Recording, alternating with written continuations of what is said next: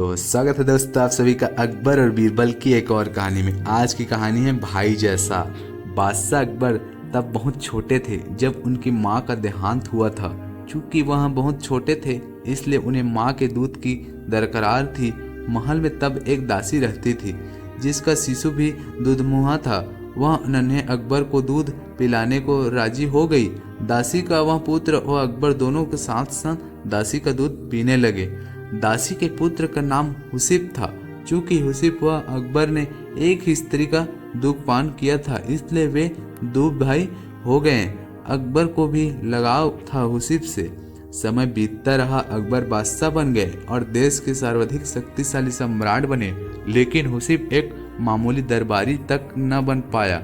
उसकी मित्रता जुआरियों के साथ थी और कुछ ऐसे लोग भी उसके साथ थे जो पैसा फिजूल बजाया करते थे। एक समय ऐसा आया जब हुसीब के पास 2 समय के भोजन के लिए भी पैसा पास न था। लोगों ने तब उसे बादशाह के पास जाने का कहा। हुसीब ने बादशाह अकबर के पास जाने की तैयारी शुरू कर दी।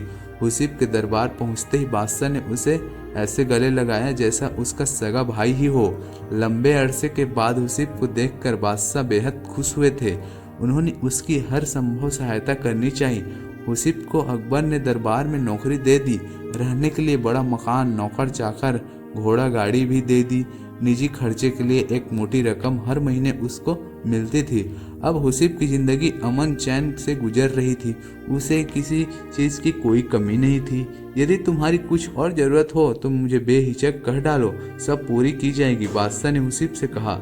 तब हुसीब ने जवाब दिया, आपने अब तक जितना दिया है वह काफ़ी है। शाही जीवन बिताने को बादशाह सलामत आपने मुझे इज्जत बख्शी, सर उठाकर चलने की हैसियत दी।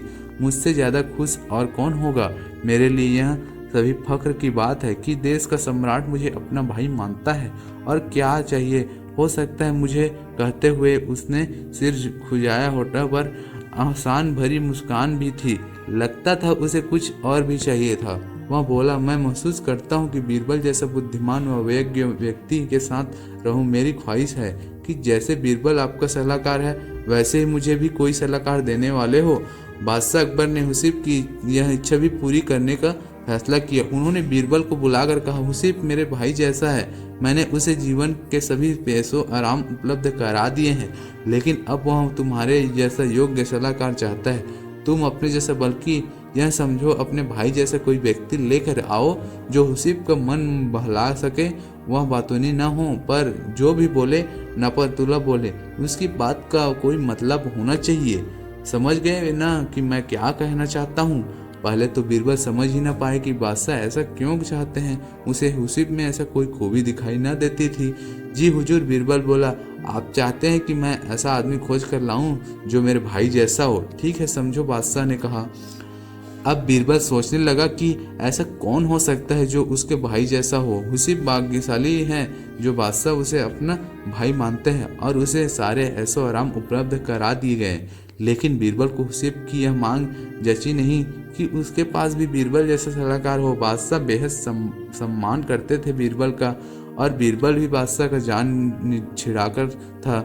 लेकिन हुसीब तो इस लायक कतई नहीं था। अब बीरबल सोच ही रही थे कि समस्या को हल कैसे किया जाए। तभी पास पशुला से सांड के रंगाने की आवाज आई। बीरबल तुरंत खड़ा हो गया। आखिरकार उसे अपने भाई जैसा कोई मिल ही गया था। अगले दिन उस सांड के साथ बीरबल महल में जाकर अकबर के सामने खड़ा हो गया।